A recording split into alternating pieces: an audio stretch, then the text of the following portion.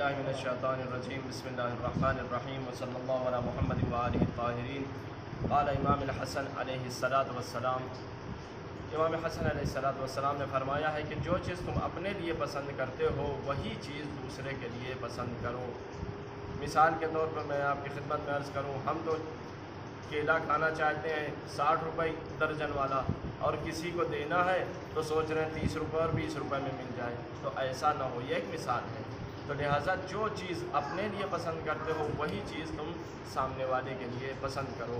ہم آج کے دن امام حسن علیہ السلام کی ولادت کے موقع پر تمام مسلمانوں کی خدمت میں، بلکہ تمام انسانیت کی خدمت میں، اس لیے کہ امام حسن ہمارے ائمہ جو ہے وہ حجت خدا ہیں، حجت خدا ہر ایک کے لیے ہے، سب کی خدمت میں ان کی ولادت کے دن میں تبریک اور تہنیت عرض کرتے ہیں۔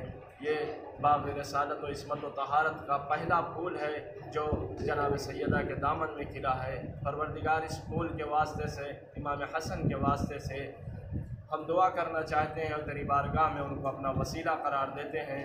پروردگار تجھے واسطہ ہے امام حسن کا، ہمارے مریضوں کو شفا عطا فرما، ہمارے جوانوں کو دین پر عمل کرنے کی توفیق عطا فرما، ہمارے جوانوں کی روزی روزگار میں برکت عطا فرما، مریضوں کو شفا عطا فرما، جنت البقیع کی تعمیر فرما۔ پروردگار تجھے واسطہ ہے محمد و آل محمد کا، اور خصوصاً امام حسن کا واسطہ، ہمارے اعمال کو اس ماہ مبارک رمضان میں قبول فرما، ہماری دعاؤں کو مستجاب فرما، اور ہمارے امام کے ظہور میں تعجیل فرما۔ صلی اللہ علی محمد وآلہ الطاہرین۔ اللہم صلی علی محمد وآل محمد۔